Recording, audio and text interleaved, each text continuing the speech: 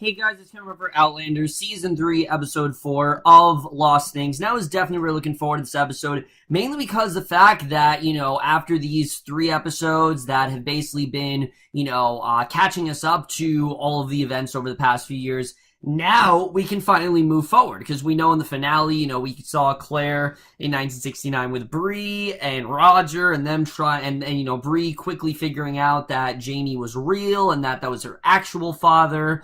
And now we can finally see how all that stuff really takes place, which again, feels so long ago, but this episode was still really good. I still really enjoyed this one. I will admit it was my least favorite episode of the season so far, but I still really did like this episode. There was still a lot of really great stuff going on here, but let's just get into it because I definitely do want to talk about it. And we start off where we see Claire, Bree, and Roger. They are very much into this research, like more far along than we would expect at this point. But basically, they've been through the story of the Dunboy and his time in Ardmere prison, and basically Roger decides to celebrate with a whiskey, and they're kind of convinced that they're going to get these details and that they are in fact going to find out what they need to about Jamie, because while Claire knows he's alive, she has no idea where he is or what he's been up to or any of that stuff. So most of this episode, however, while we did get stuff with Claire, Bree, and Roger,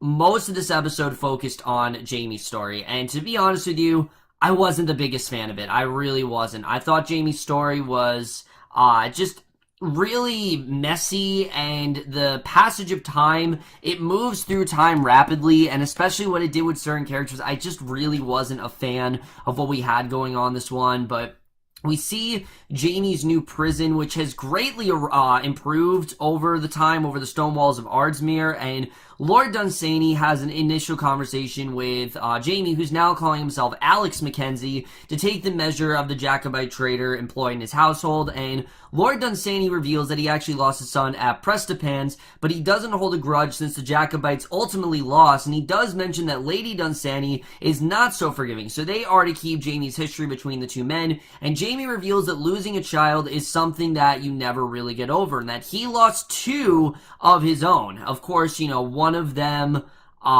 being Faith. He think that we know that he lost Faith, which was still one of the best episodes the show has ever done, with Claire's miscarriage and whatnot.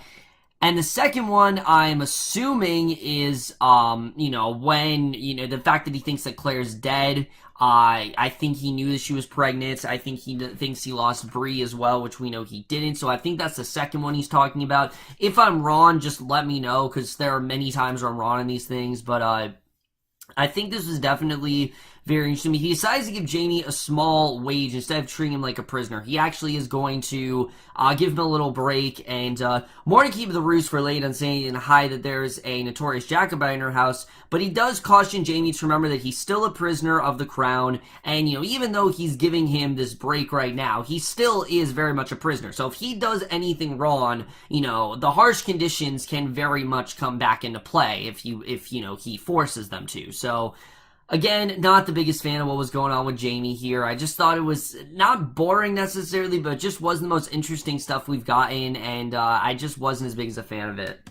So Bree and Roger are then stopped on the side of the road in 1968, and they're having this conversation that I think pretty much confirms that, yeah, Bree does have feelings for Roger, because she talks about how she thought Fiona was Roger's girlfriend, and Roger confirms that he actually doesn't have one, and Bree lends a hand to fix the car, and again, I think Sophie, Skelton, and Richard Rankin, they just have really natural chemistry. I saw in the finale, and I see it again here, and they work really well together. Roger wasn't making much headway, so basically Bree thinks that she should just take charge, and you really do see how she is comparing to that of Claire in the sense that she is such a go-getter, and I definitely did like seeing that here. So I thought their scenes were pretty good together. There's not a ton with Bree and Roger in this episode, but I did like what we got with them. But Jamie's in his element when it comes to horses, and Jamie mentions many times, how he hasn't really been at peace, but basically you can tell he's still not at peace, but basically the stables at Hellwater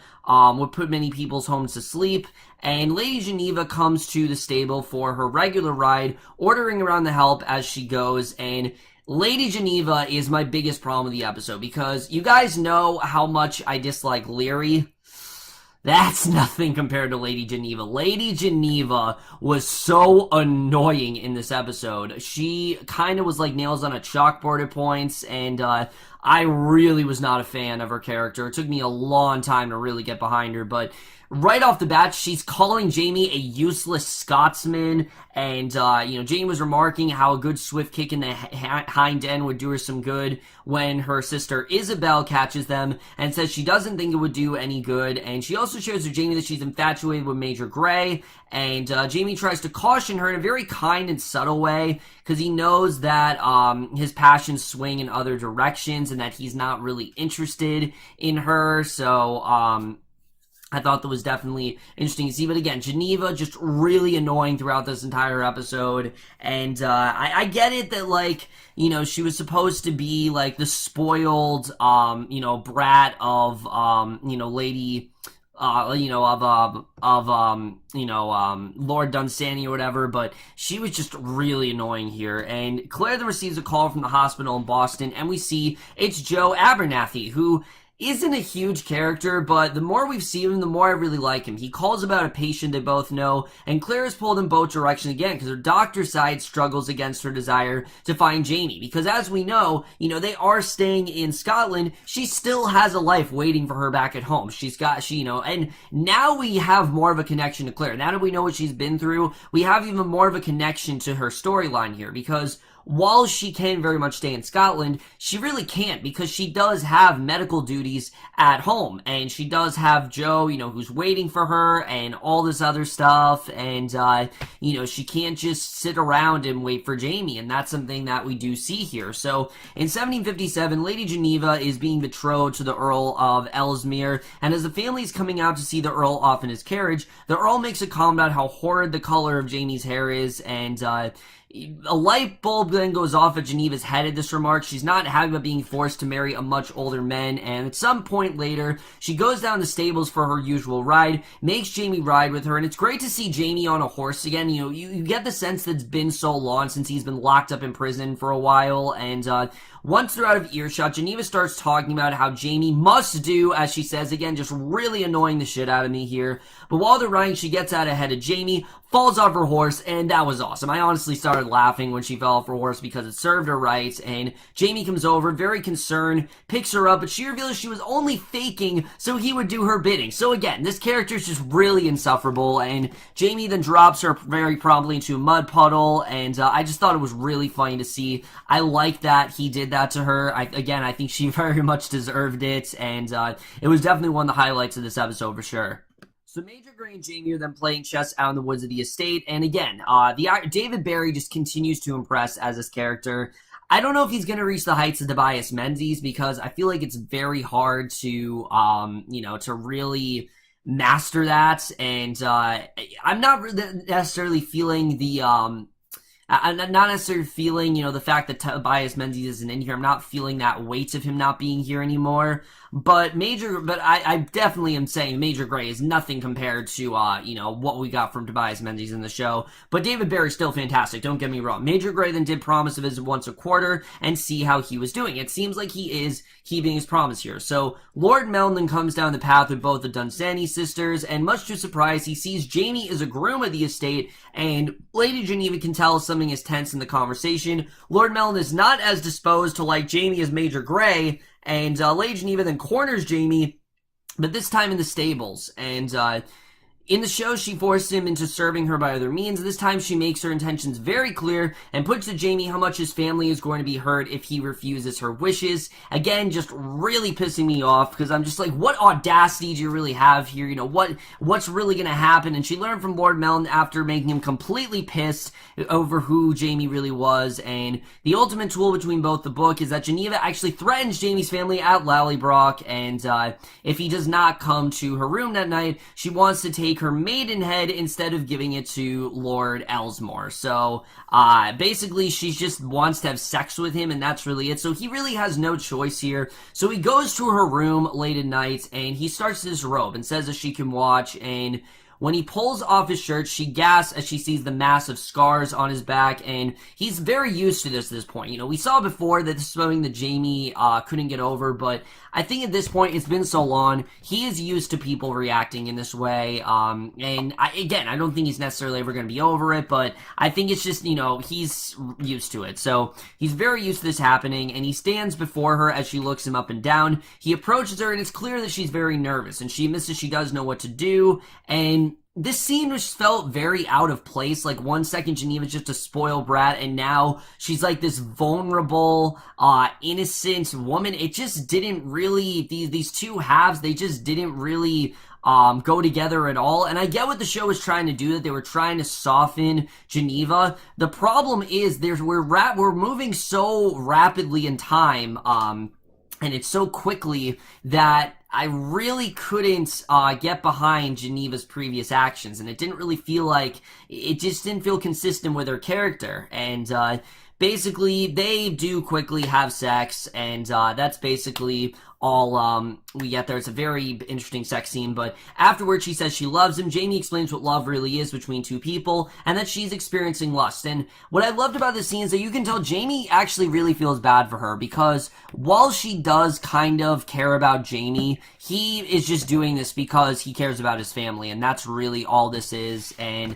I think he kind of feels bad for her. I mean, she said that she wanted to have sex with him and have her first time be with a real man, but this was with a real man who doesn't really love her, and, you know, he knows what real love is like. He knows what true love is like, and he knows that what she feels is certainly not that. So, some time passes, Geneva comes to visit her family with her husband, and as she exits the carriage, you can see the very round mound that she's carrying, and she gives Jamie a look that is obvious about the pregnancy. Yes, we do find out that she actually is pregnant in this episode, and the search continues for, and I thought, again, what we got here, I understand what they were trying to do, but they just moved so rapidly in time that it was really hard to follow the story, honestly. It does get better, though, a little bit later on. So the search for Jamie continues in the modern day. Bree tells Claire they can go to Edinburgh to search for the ship Manifest, since the prisoners were actually sent to America, where Ardsmere closed, and we get this really nice scene between the two where Bree actually refers to Claire as mother for like the first time in years, and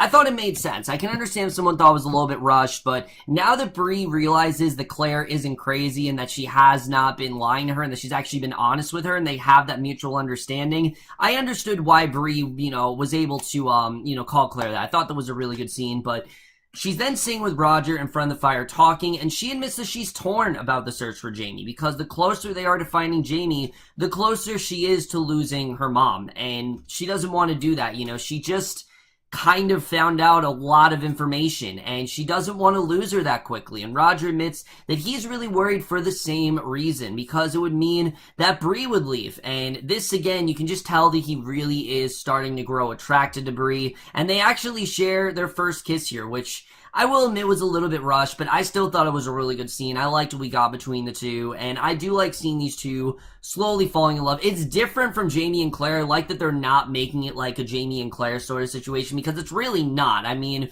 sure, you know, Bree is, you know, Roger is Scottish just like Jamie is, but it's not at all like Jamie and Claire, and I like the show's not really paralleling it with that. So, the Dunsany family then rush to the estate where Lady Geneva's delivering her baby. Because Geneva's in distress, the family then runs upstairs, and the housemaid tells Jamie that she's bleeding very badly. He asks about the baby, and learns it's a very healthy little boy, and a time later, he's walking in the lower part of the estate, and runs into Lady Isabel crying after Geneva died, and I'm not gonna lie, I was kind of relieved, because I really didn't want to see that much more of this character. Not because, again, she was insufferable in the first half, but also because she was just such a confusing character. I really couldn't tell what they were trying to do. Were they trying to get us to sympathize with her? Were they trying to get us to feel bad for her? I just couldn't really tell. I'm glad that they got rid of her quickly, but she lashes out at Jamie because Geneva told her that she only had Ian with him, and in the books, I mean, basically, Geneva also had not told anyone about her and Jamie, but in the show, she actually did tell her sister. So the maid then fetches Jamie and tells him that he must come upstairs,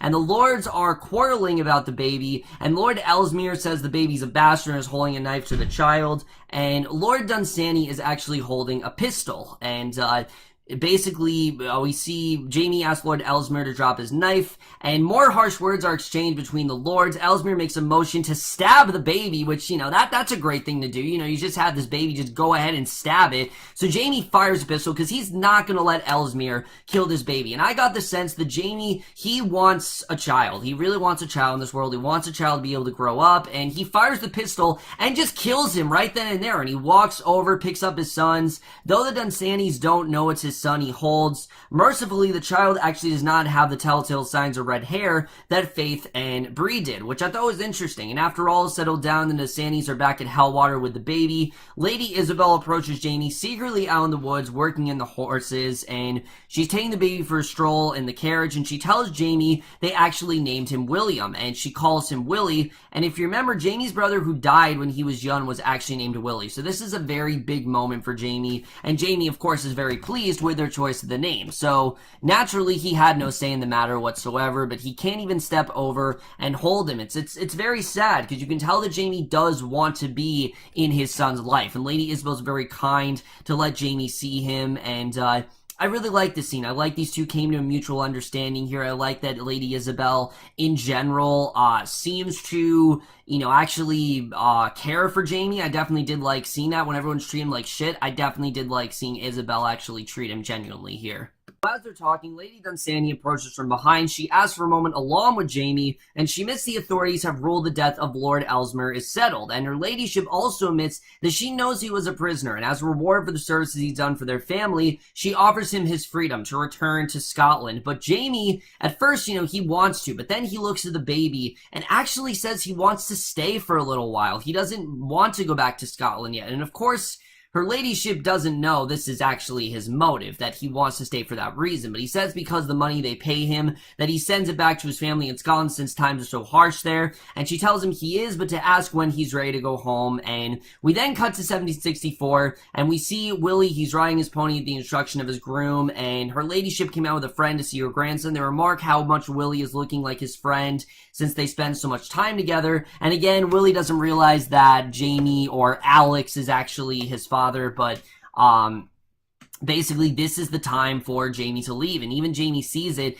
and knows unfortunately he can't stay any longer. It's very sad to see. I really did love the scenes between Willie and Jamie, and it really did make up for how boring and just messy the first half of the episode was. The stuff between Willie and Jamie, I actually really did love here. I thought they really brought it home nicely, seeing that Jamie in general, he's realizing that, he does want to be in his son's life, but he just can't be in this situation. It's not gonna work. So, in 1968, Claire, Bree, and Roger are looking through old manifests in the archives of Edinburgh. They notice the books are marked incorrectly. They're off by 100 years, and they show the 1600s instead of the 1700s. So this is a major blow they're finding, where the prisoners went after the prison was closed, and at this point, they don't even know how Jamie ended up at Hellwater. So, they pretty much are just, their whole search is just pretty much delayed, and Claire's resigned to ending the search and to going home to Boston because she has a life there, and she's not just going to spend all this time looking through